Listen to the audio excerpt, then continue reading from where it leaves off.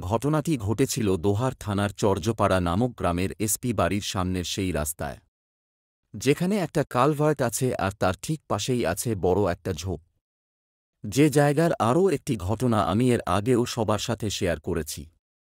এখন আমি সেই জায়গার আরও একটি ভয়ঙ্কর ঘটনা সম্পর্কে তুলে ধরছি। এই ঘটনাটি ঘটেছিল আজ থেকে প্রায় ৭-৮ বছর আগে। একদিন এক রিকশাওয়ালা রাতে এক প্যাসেঞ্জারকে নিয়ে সেই রাস্তা দিয়ে আসছিল। রাত তখন প্রায় আনুমানিক ১১টা কি ১১:৩০টার মতন হবে। আমরা জানি যে গ্রামে ৯টা ১:০০টার দিকেই প্রায় বেশিরভাগ মানুষ ঘুমিয়ে পড়ে, তাই সেই সময়টায় সেখানে একেবারেই জনমানবহীন ছিল। তারা দুজনেই সেই রাস্তা ধরে যাচ্ছে।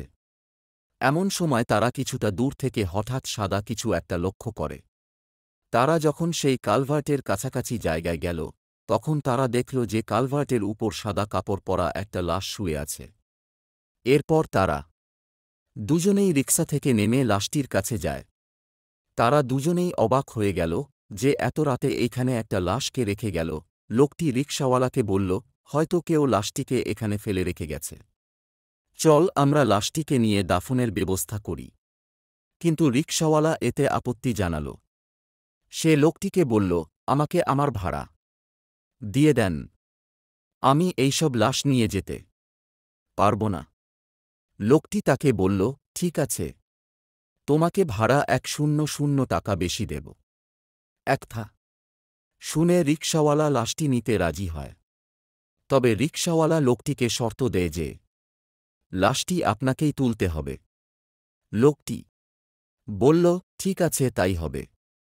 তারপর লোকটি লাশের কাছে গিয়ে মুখের কাপড় তুলতেই দেখতে পায় লাশটি চোখ খোলা অবস্থায় তাকিয়ে আছে, অর্থাৎ কেউ চোখ খোলা অবস্থায় মারা গেলে যেমনটা দেখা যায় ঠিক তেমন। এতে সে একটু ভয় পেয়ে যায়। এরপর সে লাশটির গায়ের কাপড়ের আরও কিছু অংশ সরাতেই দেখতে পায় লাশটির শরীরের পশমগুলো বেশ বড় বড়, যা কোন সাধারণ মানুষের থেকে একেবারেই আলাদা। অর্থাৎ পশমগুলো ছিল ঠিক ভেড়ার শরীরের পশমের মত। এটা দেখে লোকটি চিৎকার দিয়ে অজ্ঞান হয়ে যায়।